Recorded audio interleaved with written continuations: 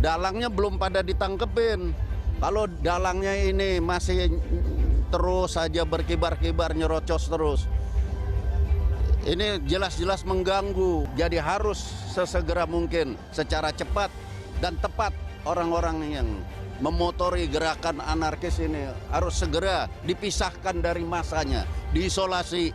Begitu, harus diisolasi, harus ditangkap. Tidak ada ajaran selain Islam yang sesuai dengan Pancasila. Selain Islam bertentangan, karena Kristen Trinitas, Hindu Trimurti, Buddha sepengetahuan saya tidak punya konsep Tuhan. Ajaran selain Islam harus dibubarkan. Kami nuntut ajaran selain Islam harus dibubarkan.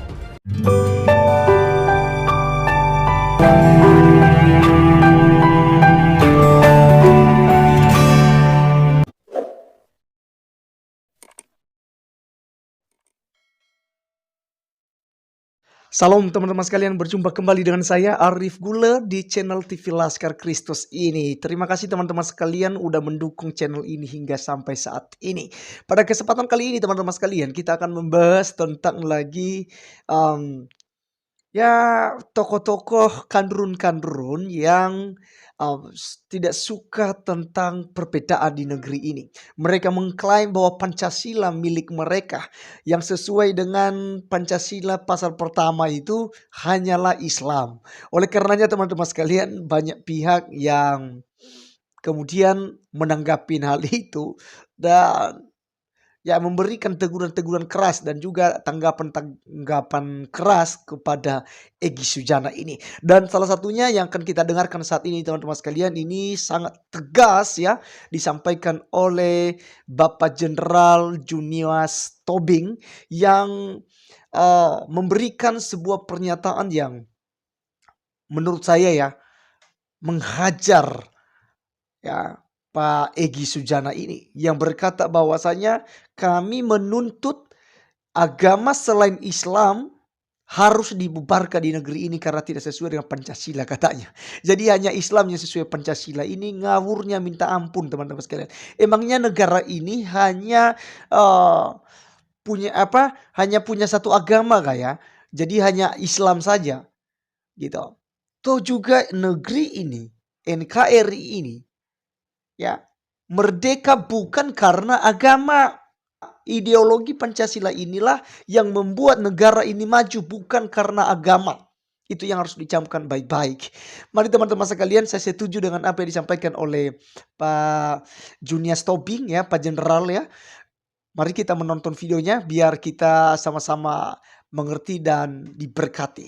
Berikut videonya.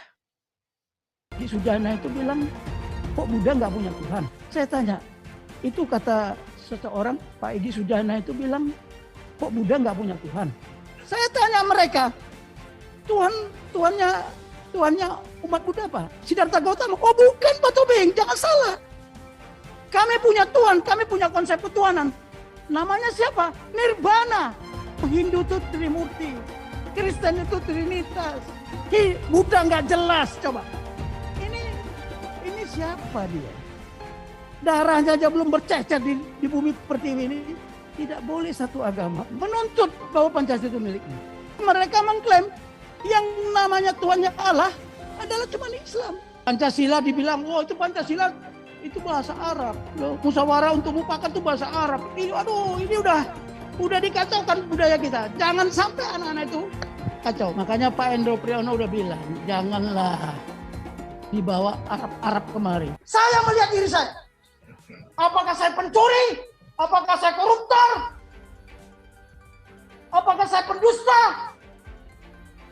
Itu karakter. Si ajaran dari Pancasila yang pertama, ketuhanan Maha Esa, itu sangat jelas sesuai dengan tauhid dari ajaran Islam. Tidak ada ajaran selain Islam ya. Ingat ya, garis bawahi, selain Islam yang sesuai dengan Pancasila. Selain Islam bertentangan, karena Kristen Trinitas, Hindu Trimurti, Buddha sepengetahuan saya tidak punya konsep Tuhan ya, kecuali dengan proses Amitabha dan apa yang diajarkan oleh Siddhartha Gautama. Jadi ajaran-ajaran lain yang selain Islam bertentangan dengan sila pertama. Ajaran selain Islam harus dibubarkan. Jadi udah saya sampaikan di depan hakim, ajaran selain Islam kan bertentangan dengan sila pertama tadi. Juga bertentangan dengan kemajemukan yang di... Juga bertentangan dengan, maka harus dibubarkan. Persatuan Indonesia pecah, pasti pecah. Karena kita nuntut yang ajaran selain Islam harus dibubarkan.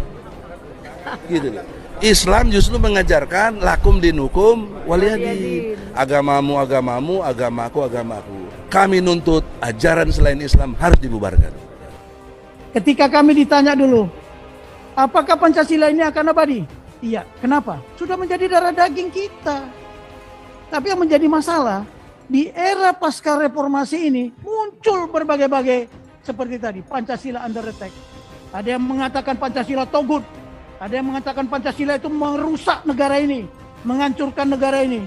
Banyak sekali komentar bahwa Pancasila ini milik satu agama. Tapi di buku ini saya jelaskan, saya jelaskan di sini bahwa semua agama yang ada di Indonesia, bahkan aliran kepercayaan, mereka punya Tuhannya masing-masing. Mereka punya konsep ketuhanan. Konsep ketuhanannya masing-masing. Buddha, ini Bapak dari Hindu ada. Semua Tuhannya satu. Kalau ditanya orang, ini Bapak umat kita dari Buddha. Kalau ditanya dia, Hindu, Hindu. Tuhannya berapa? Satu. Tapi tadi ada yang mengatakan, oh Hindu itu Trimurti. Kristen itu Trinitas. Buddha nggak jelas, coba. Ini siapa dia? Darahnya aja belum bercecer di bumi pertiwi ini. Mereka itu belum bercecer darahnya udah komentar seluruh dunia. Dan cilakanya dipublikasi lagi. Bahwa tadi apa katanya? Yang bukan ajaran Islam kita harus keluar dari negara ini. Yang benar aja. Makanya di sini saya tulis apa? Satu-satunya ideologi. Bayangkan aja ya. Bagaimana mungkin mempersatukan bangsa ini? Apakah ada agama bisa mempersatukan negara kita ini? Tidak ada, tidak bisa satu agama mempersatukan negara ini. Yang terdiri ribuan pulau. Terdiri sekian banyak suku bangsa. Sekian banyak suku adat budaya. Ya, belum lagi golongan, ras. Tidak ada selain Pancasila. Satu-satunya. Tidak ada yang lain. Bukan yang lainnya. Kenapa? Itu tadi jawabannya. Geografinya sedemikian banyak. Demografinya sekian. Kondisi sosialnya sedemikian banyak. Zaman Mojopahit, zaman Sriwijaya, hancurnya bangsa itu apa? Dihancurkan oleh dari dalam. Sama dengan sekarang. Ya tadi kemarin ada komentar. Bang, kok sekarang banyak TNI yang kadrun? Bang, kok banyak purnawirawan yang kadrun? Itu tadi. Karena apa? Karena tidak memahami apa itu Pancasila. Jadi Pancasila ini selalu diobrak-abrik. Nah, saya mengupas. Tidak boleh satu agama menuntut bahwa Pancasila itu miliknya. Gak bisa. Karena semua konsep ketuhanan yang Maha Esa, semua agama punya. Saya kemarin konsultasi sama orang Buddha, yang umat Buddha. Saya tanya, itu kata seseorang, Pak Egy Sujana itu bilang, kok Buddha nggak punya Tuhan? Saya tanya mereka, Tuhannya umat Buddha apa? Siddhartha Gautama. Oh bukan Pak Tobing, jangan salah. Kami punya Tuhan, kami punya konsep ketuhanan. Namanya siapa? Nirvana. Bayangin kita nggak ada yang tahu. Jadi nirvana itu adalah konsep ketuhanan dan Tuhannya orang Buddha. Kalau Hindu dibilang Trimurti, Bapak Hindu bilang siapa Tuhannya? Ada Sang Hyang Widyasa.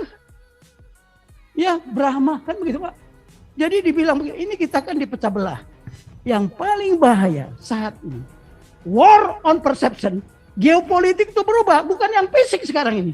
Tidak ada, coba konsep agama mana yang tidak berketuhanan yang Maha Esa? Konsep ketuhanannya, walaupun Tuhannya berbeda-beda. Makanya di Pancasila itu bukan satu Tuhan yang Maha Esa, tapi ketuhanan. Ini. Islam juga ada.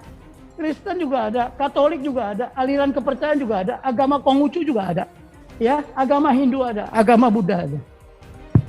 Jadi bukan milik satu agama.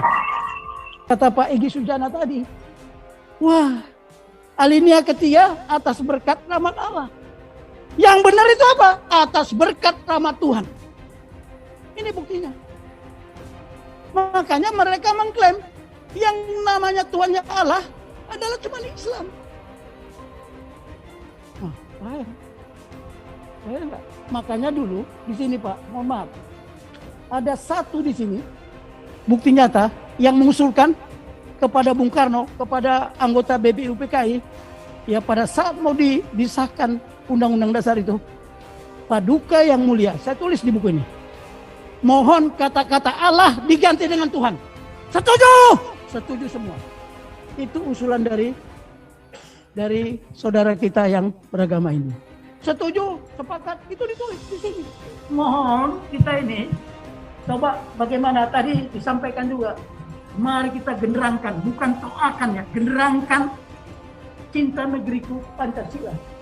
Bahkan saya dengan didukung sama teman-teman, ya teman apa? Kita akan mengadakan apa? Gerakan 1 juta. Gerakan 1 juta buku Pancasila. Dia nyumbang kas 50 juta. Saya nggak tahu namanya siapa. Saya bantu Pak Tobing. 50 juta saya dikirim. Saya kaget juga. Saya kasih tahu, tapi sampai sekarang saya tidak tahu siapa namanya. Tapi dia bukan warga negara kita. Dia orang Indonesia.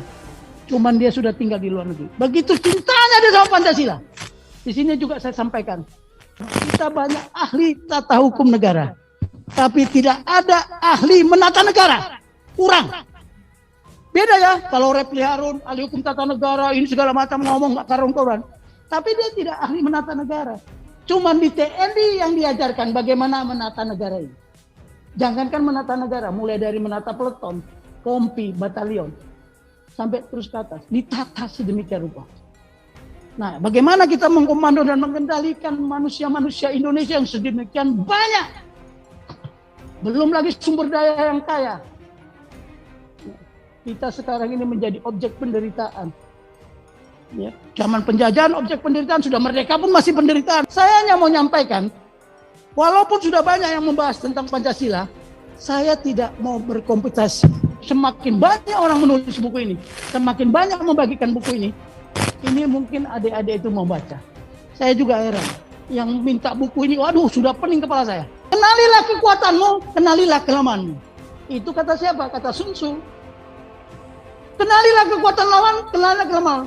100 kali kita bertempur, tidak pun satu kita akan kehilangan kemenangan. Tetapi tidak mengenal kekuatan dan tidak mengenal kelemahan, kita akan setiap pertempuran kita akan gagal. Satu saja kita kenal kekuatan, nggak boleh lawan. Kita hanya menang 1 kali dalam 5 pertempuran.